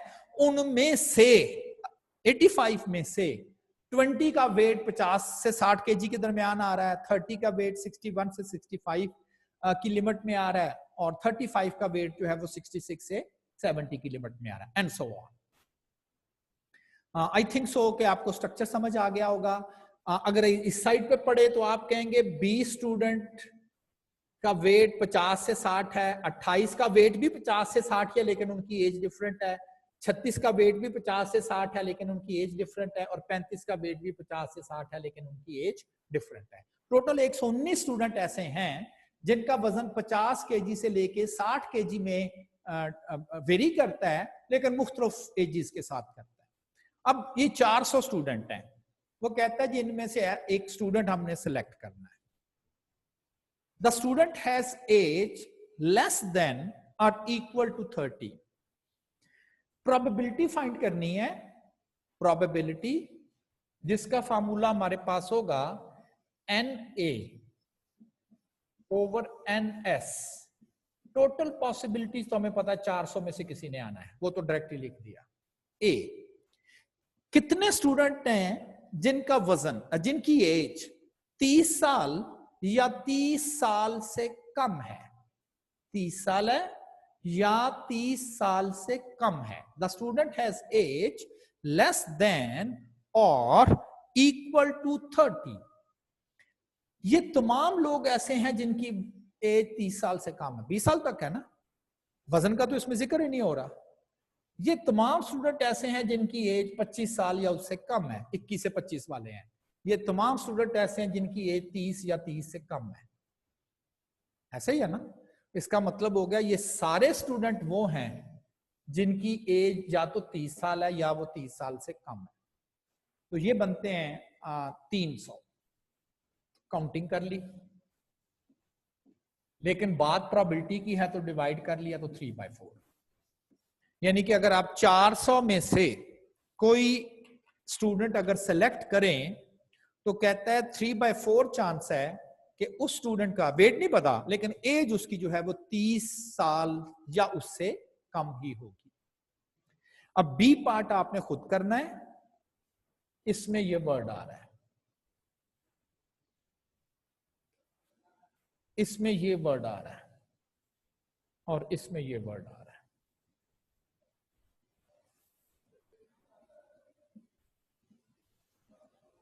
और का वर्ड आ रहा है। करें शाबाश।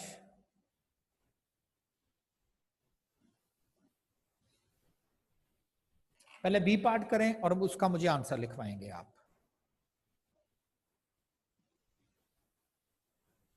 बी पार्ट करके और उसका मुझे आपने आंसर लिखवाना है।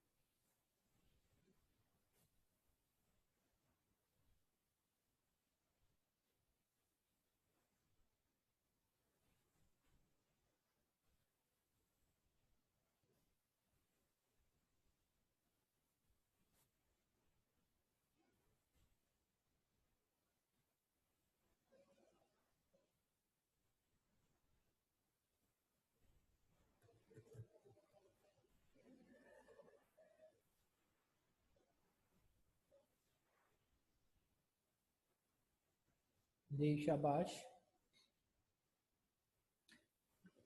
The student has age 21 to 25। तमाम लोग जिनकी एज 21 से 25 साल के दरमियान है वो काउंट कर लें। ये वो तमाम स्टूडेंट हैं जिनकी एज 21 से 25 साल के दरमियान है।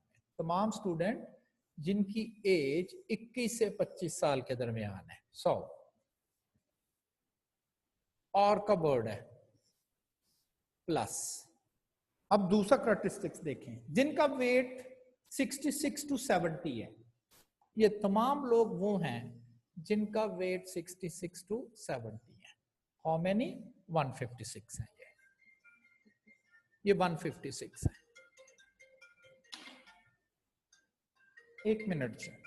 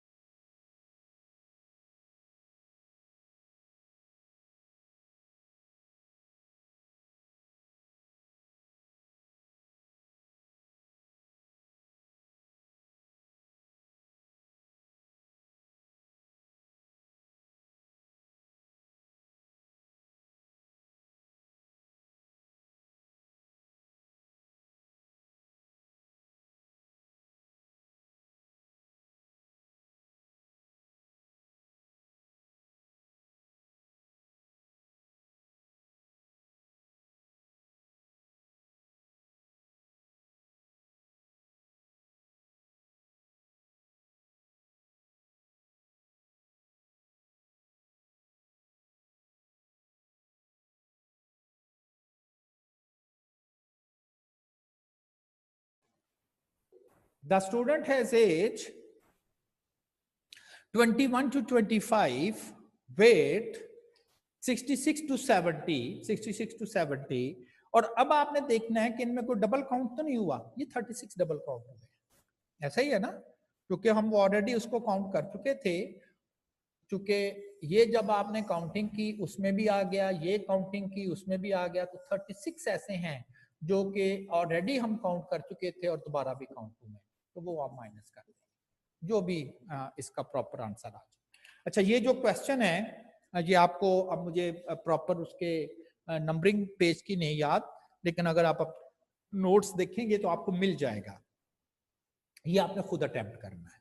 क्लियर? आप फिर मुझसे नेक्स्ट टाइम इसको, इसके आंसर को, जो देखिए प्रोबेबिलिटी के क्वेश्चन ना मैं करता जाऊं ना, मैं तो 100 क्वेश्चन कर दूंगा, लेकिन आप अपने इनपुट देंगे, हो सकता है आप सारे नाम पूरा आइडिया ना समझ सकें, लेकिन आप अपने तौर पर अगर अपनी इनपुट दोगे तो देन आप लोग बिल्कुल आप उसको जो है वो फाइंड आउट कर सकते हो। तो फिर हम देखते हैं कि ये किस तरह से, तो आपका नेक्स्ट हम इसका रिस्पॉन्स लेंगे इस पे। अच्छा, एक 2 वर्ड हमने एक्सप्लेन करने हैं, 2 वर्ड्स हमने एक्सप्लेन करने हैं। अक्सर आपने टीवी पे फर्ज करे कोई ऐड आती है और उस पर एक कोई आ जाता है कि जी फलां program exclusively on Geo TV, इस तरह से वो वर्ड बोल देते हैं, या एडवर्टाइजमेंट चल रहा है exclusively on Geo TV. Exclusively का मतलब होता है सिर्फ उसमें, किसी और पे नहीं, सिर्फ उसमें किसी और में नहीं, एक्सक्लूसिवली ऑन जियो टीवी, सिर्फ जियो टीवी पर, किसी और टीवी पे नहीं आएगा ये एक्सक्लूसिवली। फर्ज करें 2 मेरे पास इवेंट है, इवेंट का हमें पता है और मैं ये भी पढ़ चुका हूं, हम पढ़ चुके हैं कि एक एग्जांपल में 15-15, 20-20 इवेंट भी बनाए जा सकते हैं, जो मर्जी देखें, ये 6, 7, 8, 9, 10 सारे इवेंट ही तो हैं। तो यहां पर मैंने फिलहाल 2 इवेंट्स का जिक्र किया हुआ है। लाइक आप इसे कह दें कि ये सैंपल स्पेस है, ये वाली सैंपल स्पेस है, और बाकी 2 जो हैं ए और बी, ये 2 इवेंट हैं। अब आपको पता है हर इवेंट में सैंपल पॉइंट होते हैं, 2 भी हो सकते हैं, 3 भी हो सकते हैं, 4 भी हो सकते हैं। अच्छा, ये भी हो सकता है, और इवेंट क्या होता है, सबसेट होता है ना। लाइक चले मैं थोड़ा सा इसको जरा कर लूं, फर्ज करें ये एक सेट है,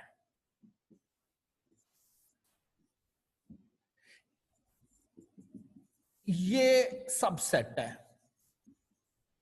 ना, उसके 2 एलिमेंट्स हैं, और एक सबसेट और ले लिया मैंने, तो पॉसिबिलिटी तो है ना कि सबसेट में जो सबसेट्स आपने लिए हुए हैं, पॉसिबिलिटी तो है कि उसमें कोई एलिमेंट कॉमन भी आ सकता है। तो यही मैंने एक्सप्लेन करने की कोशिश की है कि ये जो बिग बॉक्स मैंने बनाया हुआ है, फॉर्मूले ये सैंपल स्पेस है, उसमें से एक सबसेट आपने ए ले लिया, एक सबसेट आपने बी ले लिया, और पॉसिबिलिटी है कि आप कहें जी कि क्या 2 जो सबसेट लिए हुए हैं उनमें कोई एलिमेंट कॉमन हो सकता है, तो शायद उनमें कोई कॉमन आ जाए, इसलिए मैंने इनको ओवरलैप कर दिया। अब अगर मैं ये कहूं कि जो एलिमेंट ए में हैं वो बी में नहीं हो सकते, तो इस वक्त तो हैं, तो फिर हम इसको वर्ड बोल देते हैं नॉट म्यूचुअली एक्सक्लूसिव। ऐसे सबसेट्स यानी कि इवेंट्स जिनके कुछ एलिमेंट आपस में कॉमन हो जाएं, उन इवेंट्स को हम कहते हैं ये नॉट म्यूचुअली एक्सक्लूसिव। यानी कि आप ये नहीं कह सकते कि जो एलिमेंट ए सेट में आ गया वो और बी सेट में नहीं है, जबकि ऐसा नहीं है। ये देखें, ये तो दोनों सेट में आ रहा है, तो इसे हम क्या लफ्ज बोलते हैं, नॉट म्यूचुअली एक्सक्लूसिव। जब उनके दरमियान कोई ना कोई आउटकम, कोई ना कोई रिजल्ट, कोई ना कोई पॉइंट कॉमन आ जाए। म्यूचुअली एक्सक्लूसिव लाइक एक सेट सी है, फर्ज करें 1 और 2, चले अब मैं कहता हूं कि ए ये है और बी ये है, इसके एलिमेंट है 3, 6, इसके एलिमेंट है 1, 2, तो फिर तो इनमें कोई एलिमेंट कॉमन नहीं आ रहा। तो मैं कह रहा हूं कि ए का कोई एलिमेंट बी में नहीं है, बी का कोई एलिमेंट ए में नहीं आ सकता, तो जो ए में है वो बी में नहीं है, जो बी में है वो ए में नहीं है, तो क्या बोलेंगे वर्ड म्यूचुअली एक्सक्लूसिव, आपस में म्यूचुअली आपस में उनके एलिमेंट्स कॉमन नहीं है। अगर वो बी में है तो ए में नहीं है, अगर वो ए में है तो वो बी में नहीं है। Mutually exclusive. और यहां पर क्या है, that is not mutually exclusive. Not mutually exclusive, वो म्यूचुअली एक्सक्लूसिव नहीं है, म्यूचुअली एक्सक्लूसिव नहीं है, वो नॉट म्यूचुअली एक्सक्लूसिव है। और उनमें कोई ना कोई पॉइंट, कोई ना कोई वैल्यू है वो कॉमन जरूर है। तो ये दो वर्ड मैंने आपसे एक्सप्लेन करने थे कि म्यूचुअली एक्सक्लूसिव और नॉट म्यूचुअली एक्सक्लूसिव के वर्ड्स क्या है। अच्छा, फर्स्ट करें ये जो मैंने एक लाइन ड्रॉ की हुई है, ये जो लाइनें मैंने शेड कर दिया है, इसको अगर मैथमेटिक्स में लिखना हो तो ये जो लाइन ड्रॉ की है वो या तो वो लाइन ए सेट में आ रही है या वो लाइन बी सेट में आ रही है। ऐसा ही है ना, वो सेट ए में है या बी में है, या वो लाइन ए सेट में है या वो लाइन बी सेट में है। और ये लाइन अलबत्ता ऐसी जरूर है जो कि दोनों सेट में ही आ रही है। ये वाली लाइन, ये वाला पोर्शन ऐसा ही है ना, ए भी अभी इधर तक चल रहा था, बी भी चल रहा था। तो फिर अब ये बताना हो कि ये शेडेड अगर रीजन में आपको मैं कहूं कि जरा बताएं कि ये जो लाइनें हैं वो किधर लगी हुई हैं। एक बात तो क्लियर है, पूरी की पूरी लाइन दोनों सेट में तो नहीं है। हाँ, इतने पोर्शन में जितनी लाइन है वो तो आप कह सकते हो कि दोनों सेट में आ रही हैं, लेकिन ये जो लाइन है ये दोनों सेट में नहीं है, ये सिर्फ ए में है। ये जो पोर्शन है लाइन का ये सिर्फ बी में है। हाँ, अलबत्ता ये जो पोर्शन जरूर आप ऐसा पोर्शन है जिसे आप कह सकते हो कि ये दोनों सेट्स में ही ये पोर्शन आ रहा है। तो फिर इसको कैसे लिखें? तो आप कह सकते हो कि ये जो लाइन है ये एटलीस्ट वन इवेंट में जरूर है, कम से कम एक में उसका पोर्शन जरूर है। ये देखें, ये सिर्फ एक में ही है उसका पोर्शन, ये सिर्फ एक ही में है उसका पोर्शन, लेकिन ये पोर्शन दो में जरूर है। तो कम से कम सिर्फ एक में उसका पोर्शन जरूर है, एटलीस्ट वन।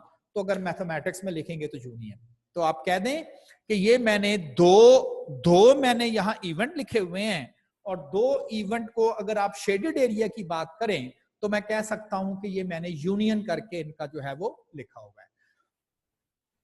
अगर आप इसको डिस्क्रिप्शन में लिखें तो मैं कह सकता हूं, ये वही कॉन्सेप्ट है जो अभी आपसे शेयर किया। आप कहें जी ए का सारा हिस्सा ले ले, ओके, ए का तमाम पार्ट ले लिया, प्लस कहते हैं बी का भी तमाम हिस्सा ले ले। लेकिन अगर एक चीज नोट करें कि ये वाला जो पोर्शन है, ये वाला, ये दो दफा नहीं काउंट हो गया। जब मैंने ए को काउंट किया है, ए को, तो ये तो काउंट हो गया है। मैंने बी को काउंट किया, ये दोबारा काउंट हुआ है, ये वाला पोर्शन, तो ये तो दो दफा काउंट हुआ है। ये पोर्शन क्या कहलाएगा? ये कहलाएगा ए एंड बी पोर्शन है। ऐसा ही है ना, ए एंड बी, जिसको आप इंटरसेक्शन से लिखें। तो वो जो मैंने बात आपको वर्बली बताई, count this plus count this minus subtract, अब जरा उसको मैथमेटिकली बताने की कोशिश कर रहा हूं कि ए का सारा हिस्सा ले ले प्लस बी का कर ले, अगर उनमें कॉमन हुआ, जितना कॉमन हुआ वो माइनस कर दे, तो हमारे लिए ये माइनस हो जाएगा। इतना पोर्शन हम उसमें से माइनस कर देंगे। तो आप कह सकते हो कि ए यूनियन बी अगर लिखना हो तो क्या करे, ए सारा ले ले प्लस बी सारा ले ले, माइनस जो इसमें से कॉमन आ जाए वो कर दें। उधर नहीं माइनस होगा। ये जो ये पोर्शन है इसमें भी उसी तरह से ही एक लाइन हम ड्रॉ करेंगे और कह देंगे कि जी ये पोर्शन ए यूनियन बी ही है, तो ए का सारा पोर्शन लेंगे, बी का सारा पोर्शन लेंगे, लेकिन जो कि इनमें कोई चीज कॉमन नहीं है तो हम इनमें से कोई चीज माइनस नहीं करेंगे। तो जो नॉट म्यूचुअली एक्सक्लूसिव इवेंट्स होते हैं उनमें कोई ना कोई पोर्शन कॉमन जरूर आएगा और हम उसको काउंटिंग करते वक्त माइनस करेंगे। लेकिन जो म्यूचुअली एक्सक्लूसिव इवेंट्स होंगे और उनमें कोई भी चीज जो है वो पोर्शन कॉमन नहीं आएगी, और जाहिर है कि हम उसको माइनस जो है वो नहीं करेंगे। अब ये मैंने क्या करने थे या क्यों मैंने समझाए हैं, ये एक्चुअली नेक्स्ट थ्योरम है उसमें ये वर्ड यूज होने थे, तो उसलिए ये मैंने आज आपको एक्सप्लेन कर दिए हैं। तो नेक्स्ट टाइम हम इनके रेलेवेंट कुछ प्रॉब्लम्स करेंगे। अच्छा, कल रिमेंबर आपका टेस्ट है 11:30 बजे, आईटी की क्लास कल नहीं होगी, उसकी जगह हम अपना टेस्ट कंडक्ट करेंगे। आपके जो ईमेल एड्रेसेस हैं, मेरा ख्याल कॉलेज में आपने अपने ईमेल एड्रेसेस जो है वो दिए हुए हैं। अच्छा, क्या कोई ऐसा स्टूडेंट है जिसने अपना ईमेल एड्रेस नहीं उसका है? हैंड रेस करे जिसका ईमेल एड्रेस नहीं है,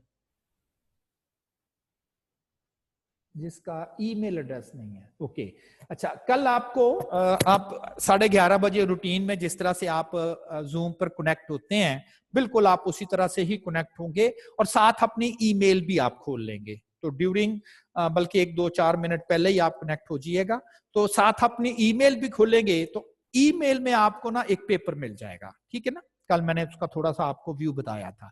तो ईमेल में आपको आपका क्वेश्चन पेपर मिल जाएगा और उसमें आप जब उस क्वेश्चन पेपर को स्टार्ट करेंगे तो पहले वो आपका नाम पूछेगा, फिर आपका रोल नंबर, कॉलेज का रोल नंबर लिख दीजिएगा एंड देन एक वो पासवर्ड पूछेगा और उस पासवर्ड लगाएंगे तो वो पेपर ओपन होगा। तो वो आपकी ईमेल का पासवर्ड नहीं है, उसको ईमेल पासवर्ड ना लगाते रहिएगा, ये वो पासवर्ड है जो मैंने लॉक किया हुआ है, ठीक। और जब आप इधर जूम पर आ जाएंगे, सारे लोग कनेक्ट हो जाएंगे, तो आप अपनी मेल भी खोल लेंगे। तो मैं पूछ लूंगा कि हाँ सबकी मेल खुल गई है, तो वो लोग कहेंगे हाँ जी हमारी मेल वगैरह खुल गई है। तो बाकी चीजें आप लिख लेंगे, अपना नाम, अपना रोल नंबर वगैरह, लेकिन पासवर्ड वो आपसे डिमांड करेगा कि जी पासवर्ड नहीं आ रहा, तो वो पासवर्ड जो है वो मैं फिर लिख दूंगा। देन आपका पेपर ओपन हो जाएगा। एक स्पेसिफिक टाइम में उस पेपर ने बंद भी होना है, तो बी केयरफुल के आप उसको नोट करेंगे कि जी ये पेपर जो है वो टाइमली जो है वो आप कर सकें, ठीक है ना। तो कल मैं इधर ही अवेलेबल हूंगा और अगर आपने कोई चीज पूछनी होगी तो कल फिर आप मुझसे पूछ लेंगे, ठीक है जी। आज का लेक्चर कुछ इसी तरह से, क्योंकि नेक्स्ट क्लास स्टार्ट होने लगी है तो हमें अपना क्लासरूम खाली करना है।